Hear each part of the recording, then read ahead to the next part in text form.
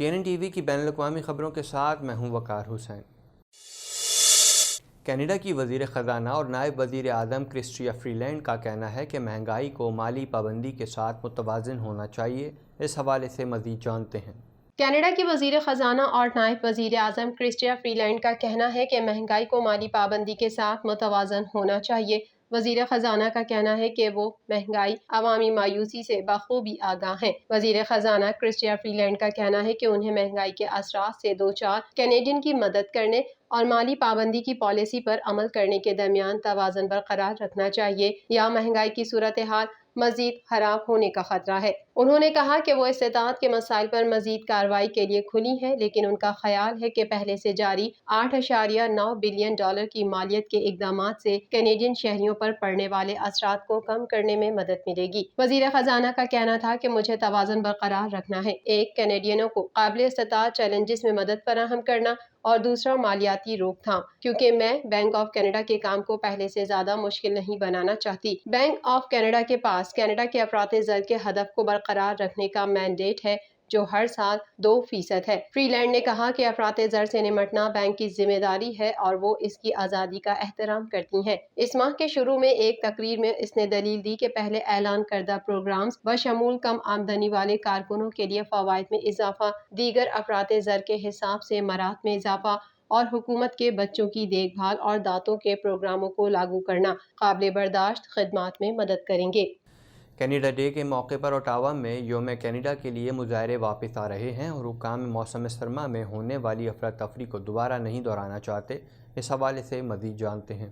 Canada day کے موقع پر Ottawa میں یوم کینیڈا کے لیے مظاہرے واپس آ رہے ہیں اور حکام موسم سرما میں افراتفری کو دوبارہ نہیں دہرانا چاہتے۔ پبلک سیفٹی منسٹر کا کہنا ہے کہ اس سال کے شروع میں ہونے والے مظاہروں سے سیکھنا ضروری ہے۔ وفاقی پبلک سیفٹی منسٹر نے کہا کہ وہ چاہتے ہیں کہ لوگ یوم کینیڈا منائیں، لیکن اوٹاوا میں آئندہ چھٹیوں کے ویکینڈ پر مظاہروں کی منصوبہ بندی کے ساتھ وہ امید کر رہے ہیں کہ پچھلی سردیوں کی غلطیاں نہیں دہرائی جائیں گی۔ میرے خیال میں کینیڈینوں کو یوم کینیڈا منانا چاہیے۔ ہم وبائی امراض کی میراتھن سے گزرے ہیں اور کینیڈا ڈے ہمارے لیے امید اور اعتماد کی ایک وجہ ہے۔ میرے خیال میں یہ پریشان کن ہے کہ کچھ لوگ شعلے بھڑکا رہے ہیں۔ ہم پچھلی سردیوں کا ری پلے نہیں چاہتے اور ہم نہیں چاہتے کہ لوگ غیر قانونی روپے یا تشدد میں ملوث ہوں جو یہاں اوٹاوا یا کہیں اور کمیونٹی کے لیے تباہ کن ہو۔ احتجاجی گروپوں نے کہا ہے کہ وہ پورے موسم گرما میں جاری مظاہرے کرنے کا ارادہ رکھتے ہیں، جو 30 جون سے شروع ہو کر یوم مزدور کی طرف بڑھ رہے ہیں۔ اوٹاوا پولیس سروس نے کہا کہ وہ آنے والے مظاہروں سے آگاہ ہے اور اس کے مطابق منصوبہ بندی کر رہی ہے۔ کینیڈا نے مغربی فوجی اتحاد نیٹو کی موجودگی کو مضبوط بنانے میں تعاون کے لیے بحیرہ بالٹک اور شمالی بحر اوقیانوس کے علاقے میں 4 ماہ کی تعیناتی کے لیے 2 بحری جہاز بھیج دیے ہیں۔ اس حوالے سے مزید جانتے ہیں۔ کینیڈا نے مغربی فوجی اتحاد نیٹو کی موجودگی کو مضبوط بنانے میں تعاون کے لیے بحیرہ بالٹک اور شمالی بحر اوقیانوس کے علاقے میں 4 ماہ کی تعیناتی کے لیے 2 بحری جہاز بھیج دیے۔ چینی خبر رساں ادارے کے مطابق کینیڈین وزارت دفاع نے گزشتہ روز جاری بیان میں بتایا کہ یورپ کے وسطی اور مشرقی حصے میں نیٹو کی موجودگی میں تعاون کے لیے کینیڈا کے 2 بحری جہاز HMCS کنگسٹن اور سمر سائٹ کو تعینات کیا گیا ہے۔ وزارت نے بتایا کہ کینیڈا کی مسلح افواج مختلف 2014 سے اوقات کار میں یورپی پانیوں میں اپنی موجودگی کو برقرار رکھے ہوئے ہے۔ بیان میں بتایا گیا کہ جولائی اور اکتوبر کے درمیان HMCS کنگسٹن اور سمر سائٹ نیٹو کی بارودی سرنگوں کے خاتمے کے اقدامات کرنے والے group standing NATO mine counter measures group 1 میں شامل ہوں گے۔ نیٹو کی موجودگی کے آپریشن کے دوران بحری جہاز سمندر میں نیٹو کی اعلیٰ تیاری میں حصہ لیں گے، جو نیٹو کے کسی بھی آپریشن کی حمایت میں فوری اور مؤثر طریقے سے جواب دے سکتے ہیں۔ اس وقت تعینات نیٹو کی موجودگی کے آپریشن کا حصہ بننے والے کینیڈین بحری جہاز HMCS ہیلی فیکس اور مونٹریال جولائی میں واپس کینیڈا آئیں گے۔ ہیلی فیکس اور مونٹریال جولائی میں HMCS نام نہاد آپریشن ریشورنس سے بندرگاہ پر واپس آنے والے ہیں، جو اس وقت بیرون ملک کینیڈا کی سب سے بڑی تعیناتی ہے۔ اس مشن میں لٹویا میں تقریباً 700 کینیڈین فوجی بھی شامل ہیں، جن میں توپ خانے اور الیکٹرانک جنگی صلاحیتوں کے ساتھ ساتھ کئی فوجی طیارے بھی شامل ہیں۔ امریکی صدر نے کہا ہے کہ روسی صدر ولادیمیر پوتن امید کر رہے تھے کہ کسی طرح نیٹو اور G7 الگ ہو جائیں گے، لیکن ہم نے ایسا نہیں کیا اور ہم کہیں نہیں جا رہے۔ مزید جانتے ہیں اس رپورٹ میں۔ امریکی صدر جو بائیڈن نے یوکرین کے خلاف روس کی جنگ کے تناظر میں جرمن چانسلر آلف شولز کی قیادت کی تعریف کی اور مغرب پر زور دیا کہ وہ متحد رہیں۔ بائیڈن نے اتوار کے روز جرمنی میں G7 سربراہی اجلاس سے قبل چانسلر شولز سے ایک ملاقات میں گفتگو کرتے ہوئے کہا کہ ہمیں ایک ساتھ رہنا ہوگا۔ انہوں نے کہا کہ روسی صدر ولادیمیر پوتن امید کر رہے تھے کہ کس طرح نیٹو اور G7 الگ ہو جائیں گے، لیکن ہم نے ایسا نہیں کیا اور ہم کہیں نہیں جا رہے۔ بائیڈن نے اپنے جرمن میزبان سے خوبصورت ایلما قلعہ میں ملاقات کی، جہاں گروپ 7 کے رکن ممالک برطانیہ، Canada, France, Germany, Italy, Japan اور امریکہ 3 روزہ سربراہی اجلاس منعقد کر رہے ہیں۔ اس کے ایجنڈے میں یوکرین بحران سر فہرست ہے۔ بائیڈن نے روس کی جنگ اور اس کے بعد عالمی اقتصادی نتائج کے نتیجے میں یورپ میں ہونے والی اتھل پتھل کے وقت آلف شولز کی سربراہی میں گروپ 7 کے کردار کو سراہا۔ انہوں نے شولز کو بتایا کہ آپ کی تعریف کرنا چاہتا ہوں کہ جب آپ چانسلر بنے تو آپ نے جس انداز میں قدم بڑھایا تھا اور جس طرح آپ نے باقی یورپ پر بالخصوص یوکرین سے متعلق کردار پر بہت اثر ڈالا تھا۔ ایک سینئر امریکی عہدیدار نے بتایا کہ صدر بائیڈن کے اقتدار سنبھالنے کے بعد سے واشنگٹن جرمنی کے ساتھ تعلقات میں بہت بھاری سرمایہ کاری کر رہا ہے۔ اس عہدیدار نے مزید کہا کہ دونوں لیڈرز کے درمیان مذاکرات ہمارے دونوں ممالک کے درمیان گہرے اور پائیدار تعلقات کی تصدیق کرنے کا ایک اچھا موقع تھے۔ انہوں نے G7 سربراہی اجلاس کے ایجنڈے کے حوالے سے بتایا کہ روس اور یوکرین اس فہرست میں شامل ہوں گے۔ یوکرینی دارالحکومت کیف کے میئر نے بتایا ہے کہ کیف کے ضلع شیوچنکووسکی میں 4 دھماکے ہوئے ہیں۔ مزید جانتے ہیں اس رپورٹ میں۔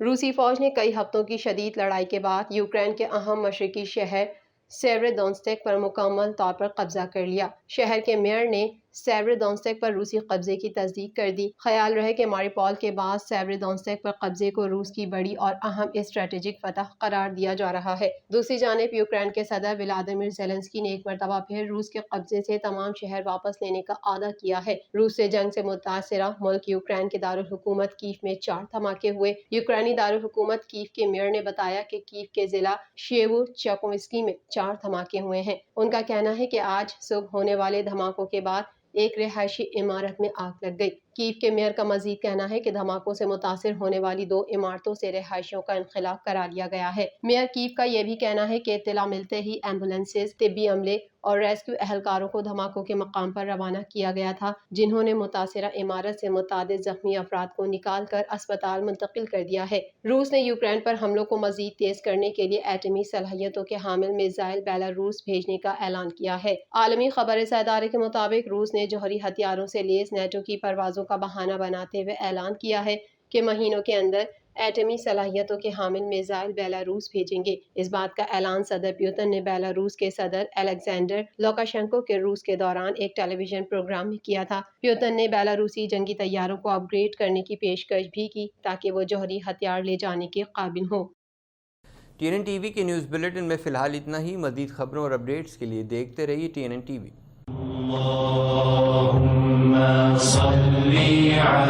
سفر حج کے دوران کئی میل پیدل چلنا پڑتا ہے، لہٰذا ضروری ہے کہ روانگی سے قبل حالت احرام اور عام استعمال کے لیے آرام دہ اور مضبوط 2 جوڑے جوتے ساتھ رکھ لیں۔ غیر معیاری جوتے پیروں کو زخمی کرتے ہیں۔ حرم جاتے وقت اپنے ساتھ کپڑے کا تھیلا رکھیں اور مسجد میں داخل ہونے سے پہلے اپنے جوتے اس میں ڈال کر کمر سے لٹکا لیں تاکہ بعد میں جوتے ڈھونڈنے کی زحمت سے بچ سکیں۔ وزارت مذہبی امور و بین المذاہب ہم آہنگی، حکومت پاکستان۔ عازمین حج سے گزارش ہے کہ تمام ضروری سفری دستاویزات اور ان کی فوٹو کاپی یعنی پاسپورٹ، ٹکٹ، ویزا، شناختی کارڈ اور ویکسینیشن کارڈ اپنے پاس سنبھال کر رکھیں۔ کسی پریشانی سے بچنے کے لیے ضروری رابطہ نمبر یاد کر لیں یا ساتھیوں کو نوٹ کرائیں۔ وزارت مذہبی امور اور سعودی مکتب کے فراہم کردہ شناختی لاکٹ ہمیشہ پہنے رکھیں۔ وزارت مذہبی امور، بین المذاہب ہم آہنگی، حکومت پاکستان۔ کہ تمام ضروری سفری دستاویزات اور ان کی فوٹو کاپی یعنی پاسپورٹ، ٹکٹ، ویزا، شناختی کارڈ اور ویکسینیشن کارڈ اپنے پاس سنبھال کر رکھیں۔ کسی پریشانی سے بچنے کے لیے ضروری رابطہ نمبر یاد کر لیں یا ساتھیوں کو نوٹ کرائیں۔ وزارت مذہبی امور اور سعودی مکتب کے فراہم کردہ شناختی لاکٹ ہمیشہ پہنے رکھیں۔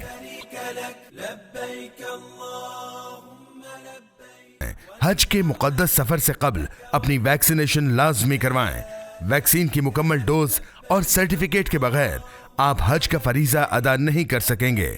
لہٰذا اگر آپ نے ابھی تک ویکسین نہیں لگوائی یا صرف ایک ڈوز لگوائی ہے تو فوراً اپنی ویکسینیشن مکمل کروائیں۔ سعودی عرب میں قیام اور مناسک حج کی ادائیگی کے دوران احتیاطی تدابیر پر مکمل عمل درآمد کو یقینی بنائیں۔ یاد رکھیں، آپ نے حج کا مقدس فریضہ بھی نبھانا ہے، احتیاطی تدابیر کو بھی ہر حال میں یقینی بنانا ہے۔ وزارت مذہبی امور بین المذاہب ہم آہنگی، حکومت پاکستان۔ سعودی عرب میں کھلی ادویات خصوصاً خواب آور ادویات لے جانا منع ہے۔ مخصوص بیماریوں مثلاً بلڈ پریشر، دل، شوگر اور جوڑوں کے امراض کے لیے ضروری ادویات کا اندراج حاجی کیمپوں یا مستند ڈاکٹر کے ذریعے وزارت کے جاری کردہ علاج کے کتابچے میں ضرور کروائیں۔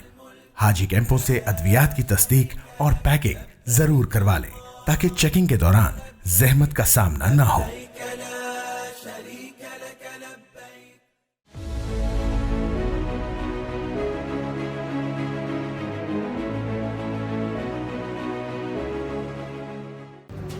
Watch Islamic Finance TV on Monday to Friday 1 p.m.